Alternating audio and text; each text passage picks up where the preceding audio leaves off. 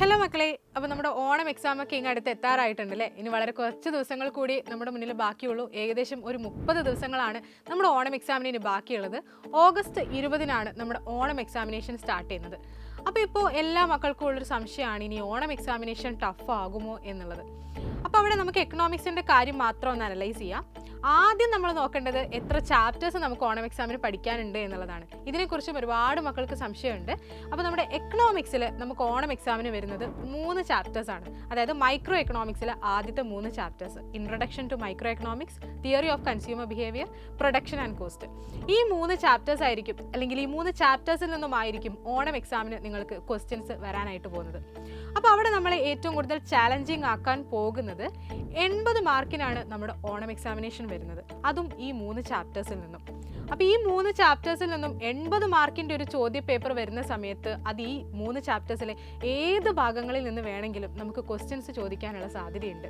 മാത്രമല്ല പാറ്റേൺ ചേഞ്ചിൻ്റെ കാര്യവും നിങ്ങളെല്ലാവരും അറിഞ്ഞിട്ടുള്ളത് തന്നെയാണ്. കാരണം നമ്മൾ +1 പബ്ലിക് എക്സാമിന് മാറിയ പാറ്റേണിലുള്ള ക്വസ്റ്റ്യൻ പേപ്പറാണ് മക്കളെല്ലാവരും അറ്റൻഡ് ചെയ്തിട്ടുണ്ടായിരുന്നത്. അപ്പോൾ പാറ്റേൺ മാറുന്ന സമയത്ത് നമുക്കറിയാം, പാറ്റേൺ മാറുക എന്ന് പറയുന്ന സമയത്ത് കുറച്ചുകൂടി ഡയറക്റ്റ് ആയിട്ട് ക്വസ്റ്റ്യൻ ചോദിക്കുന്നതിന് പകരം ഇൻഡയറക്റ്റ് ആയിട്ടാണ് ക്വസ്റ്റ്യൻസ് വരുന്നത്.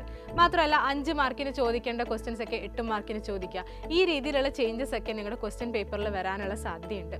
അപ്പോൾ ഈ ചാലഞ്ചസ് ഒക്കെ നമുക്ക് എങ്ങനെ മറികടക്കാം? അപ്പോൾ ആദ്യം മക്കൾ എല്ലാവരും ചെയ്യേണ്ടത് കൃത്യമായിട്ട് പഠിക്കുക. ഇനിയുള്ള ദിവസങ്ങളിൽ കൃത്യമായിട്ട് പഠിക്കുക എന്നുള്ളത് തന്നെയാണ്. പഠിക്കുക എന്ന് പറയുന്ന സമയത്ത് കോൺസെപ്റ്റ്സ് കൂടുതൽ ക്ലിയർ ആക്കുക എന്നുള്ളതാണ്. എക്കണോമിക്സിന്റെ കാര്യത്തിൽ പ്രത്യേകിച്ച് പാറ്റേൺ മാറുന്ന സമയത്ത് കുറേ കൂടെ ട്വിസ്റ്റിംഗ് ആയിട്ടുള്ള ക്വസ്റ്റ്യൻസ് ചോദിക്കാൻ സാധ്യതയുള്ള ഒരു സബ്ജക്റ്റാണ് എക്കണോമിക്സ്.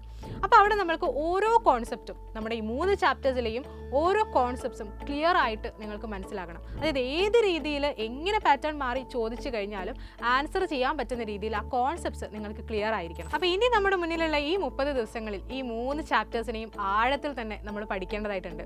കൂടുതൽ പ്രീവിയസ് ഇയർ ക്വസ്റ്റ്യൻസ് നമ്മൾ പ്രാക്ടീസ് ചെയ്യണം. അതിനേക്കാൾ ഉപരി നമ്മൾ കോൺസെപ്റ്റ്സ് ക്ലിയർ ആക്കുക എന്നുള്ളതാണ്. കാരണം മാറിയ പാറ്റേണിലുള്ള ക്വസ്റ്റ്യൻ പേപ്പർ ആയിരിക്കും നിങ്ങൾക്ക് ഓണം എക്സാമിന് വരാൻ സാധ്യതയുള്ളത്. അപ്പോൾ ഇൻട്രൊഡക്ഷൻ ടു മൈക്രോ എക്കണോമിക്സ് ആയാലും തിയറി ഓഫ് കൺസ്യൂമർ ബിഹേവിയർ ആയാലും പ്രൊഡക്ഷൻ ആൻഡ് കോസ്റ്റ് ആയാലും ഓരോ കോൺസെപ്റ്റ്സും നമ്മൾ ആഴത്തിൽ മനസ്സിലാക്കേണ്ടതായിട്ടുണ്ട്. ഇതിൽ ഏറ്റവും കൂടുതൽ വെയിറ്റേജ് ഉള്ള chapter theory of consumer behaviour ആണ്. നമ്മുടെ മൈക്രോ എക്കണോമിക്സിൽ തന്നെ ഏറ്റവും ലെങ്തി ആയിട്ടുള്ള ചാപ്റ്ററും തിയറി ഓഫ് കൺസ്യൂമർ ബിഹേവിയർ തന്നെയാണ്. അപ്പോൾ ആ ചാപ്റ്ററിനെ കുറച്ചുകൂടെ നമ്മളൊന്ന് കോൺസെൻട്രേറ്റ് ചെയ്ത് പഠിക്കേണ്ടതായിട്ടുണ്ട്. അപ്പോൾ ഇനി നമ്മുടെ മുന്നിലുള്ള ഇത്രയും ദിവസങ്ങൾ കൊണ്ട് ഇത്രയും കാര്യങ്ങൾ നമുക്ക് പഠിച്ചു തീർക്കാൻ പറ്റുമോ എന്നുള്ളതായിരിക്കും നിങ്ങൾക്ക് വരാൻ പോകുന്ന അടുത്ത കൺഫ്യൂഷൻ. അപ്പോൾ ഉറപ്പായിട്ടും ഇനി നമ്മുടെ മുന്നിൽ വളരെ കുറച്ച് ദിവസങ്ങൾ മാത്രമേ ഉള്ളൂ. അപ്പോൾ കൃത്യമായിട്ടുള്ള ഒരു ടൈം ടേബിൾ സെറ്റ് ചെയ്തിട്ട് തന്നെ വേണം ഇനി നമ്മുടെ പഠനം മുന്നോട്ട് പോകാനായിട്ട്. അപ്പോൾ ടൈം ടേബിൾ സെറ്റ് ചെയ്ത് പഠിക്കണം എന്ന് പറയുന്നതിൻ്റെ മെയിൻ കാരണം എന്ന് പറയുന്നത്, നമ്മുടെ മുന്നിൽ പഠിക്കാനുള്ളത് ഒരു സബ്ജക്റ്റ് മാത്രമല്ല, 6 സബ്ജക്റ്റുകൾ നമുക്ക് പഠിക്കാനുണ്ട്. മുന്നിലുള്ളതാണെങ്കിൽ 30 ദിവസങ്ങളുമാണ്. അപ്പോൾ കൃത്യമായിട്ട് ടൈം ടേബിൾ സെറ്റ് ചെയ്തിട്ട് വേണം നമ്മൾ മുന്നോട്ട് പോകാനായിട്ട്. അപ്പോൾ ഇനിയുള്ള ദിവസങ്ങളിൽ ഒരു ദിവസം മിനിമം ഒരു 3 മണിക്കൂറെങ്കിലും നിങ്ങൾ പഠിക്കാനായിട്ട് മാറ്റി വെക്കേണ്ടതായിട്ടുണ്ട്. അതിലൊരു 1.5 മണിക്കൂർ നിങ്ങൾക്ക് പാഠഭാഗങ്ങൾ പഠിക്കാം, ബാക്കിയുള്ള 1.5 മണിക്കൂർ നിങ്ങൾക്ക് റിവിഷനും ചെയ്യാം. റിവിഷൻ എന്ന് പറയുന്നത് വളരെ ഇമ്പോർട്ടൻ്റ് ആണ്. കാരണം പഠിക്കുന്ന കാര്യങ്ങൾ ഉറപ്പായിട്ടും നമ്മൾ മറന്നു പോകാനായിട്ടുള്ള സാധ്യതയുണ്ട്. സോ റിപ്പീറ്റ് ആയിട്ട് നമ്മൾ റിവിഷൻ ചെയ്തുകൊണ്ടേയിരിക്കണം. അപ്പോൾ ഈ കാര്യങ്ങളൊക്കെ ശ്രദ്ധിച്ചിട്ട് കൃത്യമായിട്ട് നിങ്ങളുടെ പഠനം മുന്നോട്ട് കൊണ്ടുപോകുകയാണെന്നുണ്ടെങ്കിൽ ഓണം എക്സാം ഉറപ്പായിട്ടും നിങ്ങൾക്ക് ഈസി ആയിരിക്കും. ഇനി അതല്ല, പഠിക്കാൻ കൃത്യമായിട്ട് സമയം നിങ്ങൾ മാറ്റി വെക്കുന്നില്ല എന്നുണ്ടെങ്കിൽ ഓണം എക്സാം നിങ്ങൾക്ക് ടഫ് ആവുക തന്നെ ചെയ്യും. ഇനി നിങ്ങൾക്ക് ഏതെങ്കിലും സബ്ജക്റ്റിൽ ഏതെങ്കിലും ടോപ്പിക്കിൽ പ്രത്യേകമായിട്ടുള്ള കണ്ടന്റ് വീഡിയോസ് ആവശ്യമായിട്ടുണ്ടെങ്കിൽ ഈ വീഡിയോയുടെ താഴെ നിങ്ങൾക്ക് കമൻറ്റ് ചെയ്യാം. അപ്പോൾ അതിനെക്കുറിച്ചൊക്കെ ഇനി വരുന്ന ദിവസങ്ങളിൽ വീഡിയോസ് നമ്മുടെ ചാനലിൽ വരുന്നതായിരിക്കും. അതിനായിട്ട് നമ്മുടെ ഈ +2 കൊമേഴ്സ് ചാനൽ എല്ലാവരും ഒന്ന് സബ്സ്ക്രൈബ് ചെയ്ത് വെച്ചേക്കുക. അപ്പോൾ എല്ലാവർക്കും ഓൾ ദി ബെസ്റ്റ്.